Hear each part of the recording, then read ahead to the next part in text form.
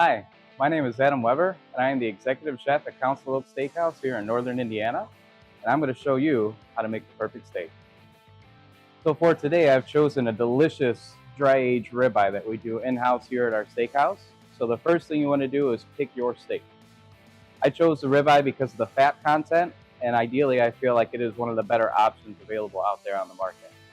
But when you go to season your steak, you want to make sure that you have some sort of oil or base to help all of your dry seasonings attach to the meat itself. I chose to use beef fat today. That is what we use at our steakhouse, and it helps all of the seasonings adhere to the steak. For our seasonings, you want to make sure that you're allowing about 30 minutes of a rest time with the seasoning on the steak to let it really penetrate the meat and get all of that good flavor on there for you. So for today, I will be using a grill, but if you do not have a grill at home, a cast iron pan or a griddle that is on your stove is also a viable option. Cast iron is also a preferred way to use because of the nice sear that you can get on the steak while you're cooking it. When it comes to our ribeye that I'm grilling today, I like to use our charcoal grills because of the temperature. We're doing the grilling at a minimum of 500 degrees to help get a good caramelization on the steak. Grill marks are good, but a caramelization is best.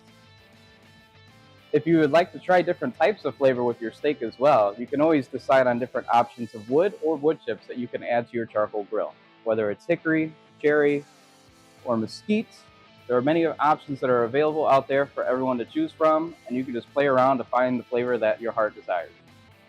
The steak I am cooking today is going to be cooked to medium rare. I will cook it to 125 degrees and then allow it to rest. The perfect temperature for a medium rare would be between 130 to 135 degrees.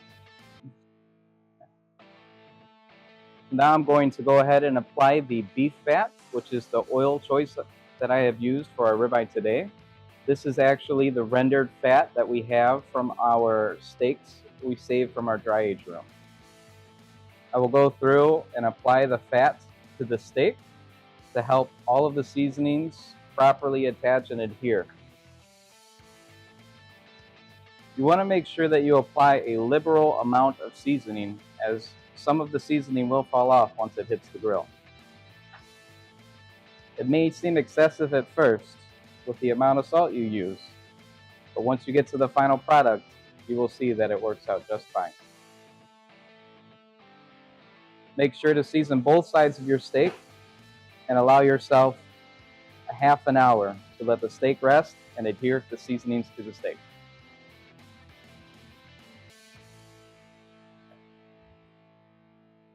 Once your steak is on the grill, you want to make sure that you are doing the 4-point turn. A part of that process is just shifting your steak to help distribute the heat evenly. The first turn will be 90 degrees. This will help in case there's any hot or cold spots on your grill to make sure your steak is getting evenly cooked and won't have any dark or burnt spots. Now we will perform the second turn of the 4-point turn by just flipping it over. This will begin the cooking process on the other side that will help get your steak a nice even ring on the outside. Next, we will perform the third turn in the cooking process, which is another 90-degree angle to help distribute the heat, and we are almost there. So the last of the 4-point turn is just flipping your steak over to check for a beautiful caramelization. Once you have confirmed that the steak is where you like it to be, you'll want to just take a temperature reading of your steak. Feel free to use any thermometer that you choose. And check the steak in a few different areas. Ooh. So you want to let your steak rest on a resting rack or on a pan for about 5 to 10 minutes to allow all of the myoglobin to stay in the steak.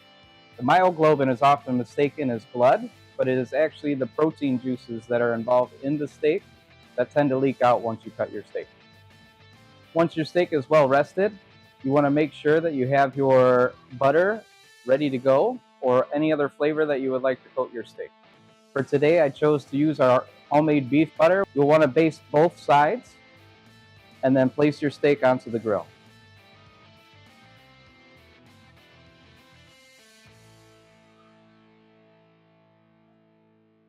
Don't be afraid to get very heavy with the butter as well.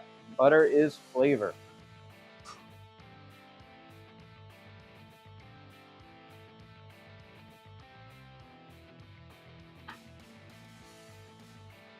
From here, I'm going to place the steak back onto the grill and just cook it for another additional 10 to 15 seconds on each side, and then your steak will be ready to eat.